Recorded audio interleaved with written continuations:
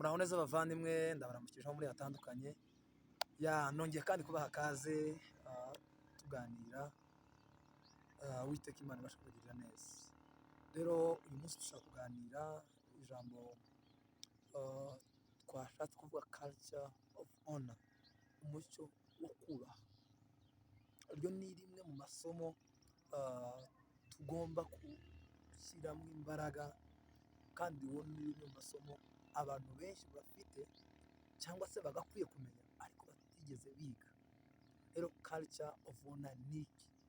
Cyangwa se umuco wo kubaha ni iki? Umuco wo kubaha ni isomo rivuga ku bijyanye n'ukuntu umuntu yubaha umushumba, yubaha umuntu umuruta cyangwa se ubaruta, cyangwa se ikindi no kubaha amavuta ari ku mukozi w'Imana. Bivuze iki? Iyo umukozi w'Imana ahamagawe, asizwe, birabujijwe, ntibinakwiriye ko tugomba kumuvuga uko twiboneye. Turi kumwe? Umukozi w'Imana uhamagawe n'Imana afite ubushobozi bwo kuvuga ijambo ku buzima bwawe rikagira icyo rihindura. Turi kumwe? Dawidi niwe yavuga ngo biragoye. Niyo mpamvu yavuze ngo nta nubwo binakwiriye gutunga uwasizwe urutoki.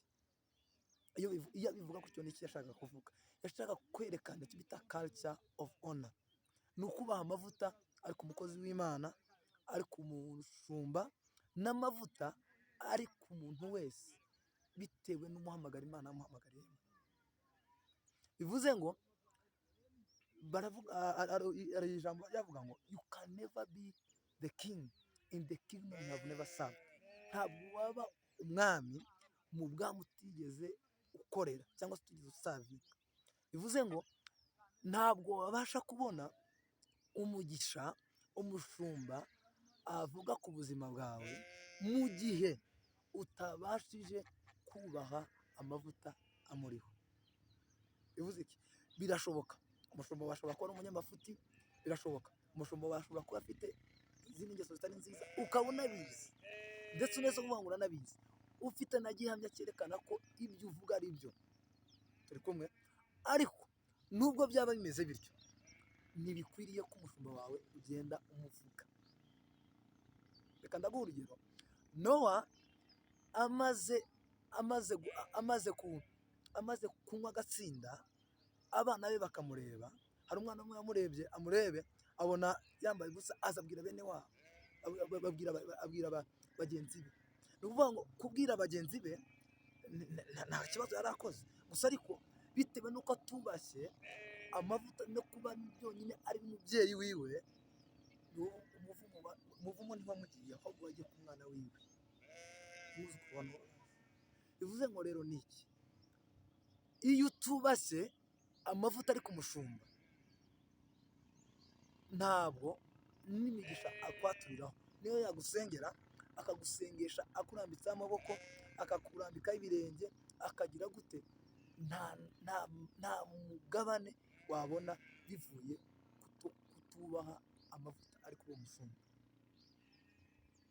Kankwereke, Dawidi y'ubwiwe yabaye mu gihe kibi, igihe gikomeye, igihe Sawuli yari umwami, Sawuli yamugenzaga kumwica. Byarashobokaga ko Dawidi yari afite ubushobozi bw'uko yakwihorera kuri Sawuli. Byarashobokaga ko Dawidi yashoboraga ko gufata Sawuli akanamwica cyangwa akanakora n'ibindi bindi, ariko kubwo kubaha amavuta ari kuri we, culture of honor, abasha kwirengagiza ibyo Sawuli ari gukora, kubera yuko yari azi ko ibyo Sawuli ari gukora neza ni bibi. Afite amahirwe yo kugira ngo agire icyo amukoraho, ariko kubwo kubaha amavuta y'Imana yamusizwe, aravuga ngo ntibikwiriye ko ngomba kubikora. Tuvuge ikindi. Gehazi ubundi yari asanzwe azi ko Elisa ari umuhanuzi. Yari asanzwe azi ko Elisa yahamagawe n'Imana. Yari asanzwe azi ko Elisa yageze avugishwa n'Imana. Muri make, Elisa ajya kugira ngo ahabwe impano ya Eliya, yasavinze Eliya, Elisa yasavinze Eliya, yani yakoreye Eliya, yubashye amavuta ye ariko umukozi w'Imana Eliya aramusavinga, babana nawe amanywa nijoro kugira ngo abashe abashe kwakira icyo Imana yavuze ku buzima bwiwe, cyangwa se abashe kugabana imwe mu mpano ziri ku mukozi w'Imana Eliya. Elisa rero kumukorera byari bisobanuye ko azakira impano, azakira imigabane, azakira imigisha yose Eliya azavuga ku buzima bwiwe. Bitewe rero nuko Elisa yabitahuye arabikora, byabasha kumubaho nk'uko bikwiriye. Ubundi Eliya yakoze ibitangaza 7 mu gihe cyiwe, hanyuma Elisa akora ibitangaza 14, yakoze 13 ariho 14 agikora apfuye. Bivuze ngo Gihazi rero yari akwiriye gukora ibitangaza 28, bitewe n'iki yasavinze Eliya, akorera Eliya, abasha kuba umugaragu w'umwizerwa, gusa birangira kubera icyo bita karagita nticyabasha kumukundira kugira ngo abashe gukora cyangwa se kugabana umugabane w'amavuta ndetse n'impano za Elisa. Turi kumwe rero, niba iyo utubashe umukozi w'Imana, ikintu cya mbere, cyangwa se iyo utubashe umuntu muri culture of honor, icya mbere uzabasha kwanza kwa mbere uzizanira umuvumo kuri wewe, kubera yuko umukozi w'Imana iyo umusuzuguye ntabwo uba usuzuguye we, usuzuguye amavuta y'Imana muriho. Ikindi kandi iyo ugiye uvuga umukozi w'Imana ukamuvuga nabi, uzi icyo bisobanura? Bisobanura ko ntiwemera ikimurimo, ntiwemera n'iyamuhamagaye, kandi ikindi n'ibyo avuga ntubyemera. Bivuze ngo rero n'icyo yavuga ku buzima bwawe ntiwemera ko cyabaho, n'iyo yagusengera bingana bite ntibyabaho, kubera yuko wamaze gukerensa amavuta y'Imana yasizwe ku buzima bwiwe. Rero kugira ngo rero ibyo bintu birangire, nuko wirinda kuvuga umukozi w'Imana, kubera ko n'umuvuga uzaba uvuze yamuhamagaye. Ikindi culture of honor ni igihe wemera n'umukozi w'Imana, cyangwa se uwo uri munsi, cyangwa se umukozi w'Imana uri imbere yawe, wemera ibyo akoze nubwo byaba ari bibi, ukemera kubyihanganira, udashaka kugira ngo ugire icyo urihisha, ahubwo ugira ngo urinde umuvumo waza ku buzima bwawe, kubera yuko umuvumo wagiye kuri Gihazi ntiwagiye kuri we gusa, wagiye kuri we ujya no ku rubyaro rwe kugeza iteka ryose. Bivuze ngo n'ubu nyine n'urubyaro rwa Gihazi ruriho rufite ikibazo cy'ibibembe, ntibyazanywe n'undi, byazanywe na Gihazi, kubera ko yashatse gukurikira ibitari bikwiye. Muri make ntiyubashye ijambo ry'umukozi w'Imana yavuze ku buzima bwa Namani. Yarabivuze, ariko kubera ko atashatse kurya impiya iwe ashaka kuzirya, bitewe kuko ntiyashatse kwakira icyo bita yubahe rya jambo umukozi w'Imana yavuze, bitewe n'uko umukozi w'Imana we yari afite ibindi bibazo, yagakwiye gushaka ifaranga, ariko ntiyazakira kubera ko yari kubona ko atari ngombwa kuzakira muri icyo gihe. Bivuze ngo rero the culture of honor, cyangwa se umuco wo kubaha, ni umuco dukwiye kwemfasayizinga ku buzima bwacu, ni umuco dukwiye kuvuga ngo bizave ku bandi ntibizave kuri njyewe, kugira ngo sinubaha umukozi w'Imana, sinubahe amavuta ari ku mukozi w'Imana. Ikindi kandi iyo ushaka gupatekinga cyangwa se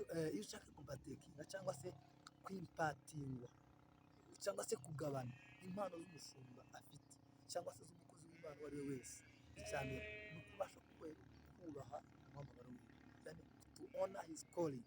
Wamara kubaha umuhamagaro wiwe, ukubaha icyo ikindi kandi wamara kubaha umuhamagaro wiwe, ukubaha n'amavuta muriho, hanyuma icyo wasaba cyose uzabasha kukibona, kubera yuko first you honor the calling and the anointing that the man of God has. Rero kugira ngo rero ibyo bibeho, bizasaba kwirinda, bisabe kutiyinjiza mu bintu bidakwiriye, kabone nubwo pasiteri yaba adakwiriye, nubwo pasiteri yaba ameze gute, wirinda kuvuga ibidakwiriye ku buzima bwiwe. Ikindi kandi uretse na pasiteri, ubundi iyo uvuze pasiteri nabi, hari akagero yenda bajya bavuga, iyo uvuze pasiteri nabi umushumba wawe, urugero ni nka kuno wafata umubyeyi wawe ukamwambura ubusa imbere y'abantu, ntibishoboka rero. Bivuze ngo pasiteri waba uyimuvuze, bavuga ngo ni ku muto w'amavazi, yani ni ukumwambura imyenda, kuko nta muntu udafite intege nkeya, ariko za ntege zawe Imana iduhamagara mu ntege nke zacu. Bibiliya ivuga ngo Imana yahamagaye abadashoboye kugira ngo ibashe kubashoboza. Muri make ishoboza abo yamaze guhamagara, ariko ntabwo ihamagara abashoboye. Muri make ikoresha ibinyantege nke kugira ngo ikusanye ibinyambaraga. Bivuze ngo na pasiteri ntiyari akwiriye kugira ngo abashe kubigenda gutyo, ariko bitewe n'uko pasiteri ari umuntu afite intege nkeya, akora ibintu nyine nk'iby'abantu. Bivuze ngo rero niba akora ibintu nk'iby'abantu, ntibidukwiriye ko tugomba kumuvuga nabi cyangwa se tuvuge ibidakwiriye ku buzima bwiwe. Ikindi kandi ntibikwiriye kumenyera amavuta, kumenyera umukozi w'Imana, umuntu uhamagawe. Sinzi niba iryo jambo tubyumva. Bivuze ngo muravukana, mushobora kuba muvukana, mushobora kuba yenda muri abavandimwe, mushobora kuba mwari inshuti mbere yuko yenda agera mu nshingano, ariko mu gihe Imana yamaze kumuhamagara, ntibikwiriye ko umenyera umukozi w'Imana, kubera yuko ushobora kumenyera ukamuvuga nk'inshuti bisanzwe, ugasanga urimo aratandukira kubera yuko we muvukana ku mubiri. Urugero, Miriyamu na Aroni bashatse kuzana inkingi bitewe n'uko Mose bavukana. Mose ari umuvandimwe wabo, ariko icyababayeho bose bashweho n'ibibembe. Miriyamu yagize ibibembe, aragenda agira ibyumweru 2 hanze nyuma y'inkamba aho bari batuye, bitewe n'iki yabashije kuvuga nabi umukozi w'Imana wasizwe. Kandi Mose ntabwo yari yabimenye, gusa kubera ijambo ryiwe yavuze. Ni umukozi w'Imana nubwo atabimenya, ariko Imana yonyine hari icyo ikora ku buzima bwawe. Tureke rero kuvuga abakozi b'Imana uko bidakwiriye, ahubwo tubashe kwirinda kugira ngo amavuta y'abakozi b'Imana tutaza kurwanya nabo. Rero Mose rero nari mvuze ngo Aroni ntiyajweho n'ibibembe. Impamvu atajweho n'ibibembe ni iki? Ni uko Aroni yari umutambyi mukuru, yari umuntu ugabura ibyo ahera hahera. Imana nicyo cyonyine cyatumye Aroni atagira ibibembe. Miriyamu wabikoze yagize ibibembe. Bivuze ngo Imana iguhamagaye cyangwa igahamagara abakozi bayo, ifite uburyo bwinshi yabasha kubakoresha. Twirinde rero kuvuga abakozi b'Imana ko bidakwiriye, hanyuma Imana izabasha kudukumisha. Reka Imana ibagire neza. Ndabakunda cyane. Culture of Honor ni isomo rirerire, tuzarivugaho cyane.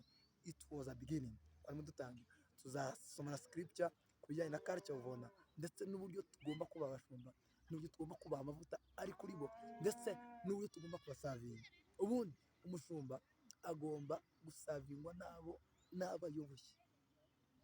Bivuze ngo abayoboye nibo bagomba kumusavinga. Bivuze ngo niba udasavinga umushumba wawe in one way or the other, muri make hari agace kamwe tuzagira tubivuga. Imana ikomeze kugira neza. Ndabakunda cyane. Ibiganiro byacu nagaruka YouTube channel udasanzwe kwa Merci.